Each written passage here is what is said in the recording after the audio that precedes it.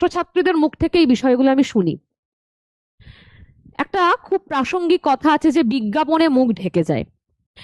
এই যে বিজ্ঞাপন বিষয়টা এমনই, সেটা এমন চকচকে সুন্দর করে মোড়কে মুড়ে পরিবেশন করা হচ্ছে, তোমরা দেখে ভাবছো যে বাহ চমৎকার ব্যাপার, কিন্তু ভিতরে গিয়ে দেখছো যে লাইভ ক্লাস নেই, রেকর্ডেড ক্লাস দেওয়া হচ্ছে, অভিযোগ করার জায়গাটা পর্যন্ত রাখা হয়নি।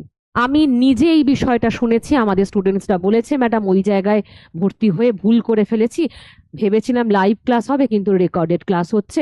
বিজ্ঞাপন ততটুকুই ঠিক আছে যতটুকু পরিবেশন করা যায়, না হলে ব্যাপারটা কেমন হয় জানো তো, যেরকম হচ্ছে বিষয়, তোমরা বিমলের বিজ্ঞাপন দেখো, বড় বড় সেলিব্রিটিরা দিচ্ছে, তারা কি আসলে সেটা খায়? ফলত এই রকম বিজ্ঞাপন থেকে নিজেকে দূরে থাকতে হবে। আগে আমি ক্লাস দেখি, আগে আমি নোট দেখি, শুধু বিজ্ঞাপন নয়। এবং বিজ্ঞাপন সকলকে দিতে প্রয়োজন হয় না। তোমরা কি বোরোলিনের বিজ্ঞাপন খুব বেশি দেখো? দেখো না, তাই তো, কিন্তু রাতের শেষে ওটাই সবার রাতের প্রয়োজন হয়।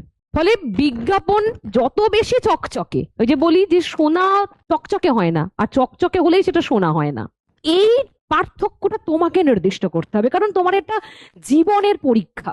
একটা চাকরি তো নেহাতি মুখের কথা নয়, একবার পেয়ে গেলাম মানে জীবন তৈরি। শুধু তোমার জীবন নয়, তোমার পরবর্তী জেনারেশনও তৈরি কিন্তু।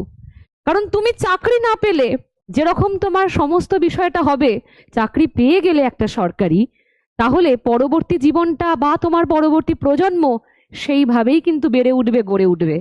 এখানে না তোমাকে ঠিক ভুল বিচার করতে হবে। তোমরা দেখবে এই যে কিছুদিন আগে 9, 10, 11, 12 SLSTর বা প্রাইমারির ইন্টারভিউ, মক ইন্টারভিউ প্রস্তুতি সমস্ত অনেক জায়গাতেই চলছিল, কম বেশি প্রত্যেকে দেখেছো সে ব্যাপারটা। এবার কিছু কিছু ইনস্টিটিউশন কি করে, সেটা হচ্ছে যে নিজেদের ইনস্টিটিউশনের স্টাফদেরকেই বসিয়ে দেয় ইন্টারভিউ নেয়ার জন্য। তাদের শিক্ষাগত যোগ্যতা, তারা কি কোনো কলেজ, বিশ্ববিদ্যালয় বা কোনো স্কুলে কি পড়ান? না, পড়ান না। আচ্ছা, নিদেন পক্ষে সে গবেষকও হতে পারতো? না, সেটাও নয়। ফলে তার ঠিক কতটা জ্ঞান থাকবে একজনকে ইন্টারভিউয়ের জন্য প্রস্তুতি করানোর? সে তো নিজে এই জায়গাটা কখনো ফেসই করেনি।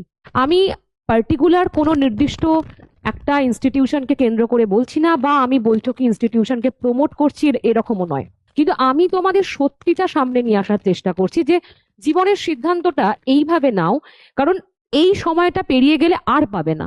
তাই এমনই সিদ্ধান্ত নাও, সবটা ভালো করে জেনে বুঝে সিদ্ধান্ত নাও।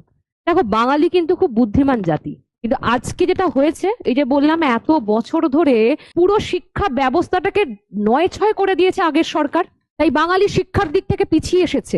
না হলে একটা সময় পশ্চিমবঙ্গকে দেখে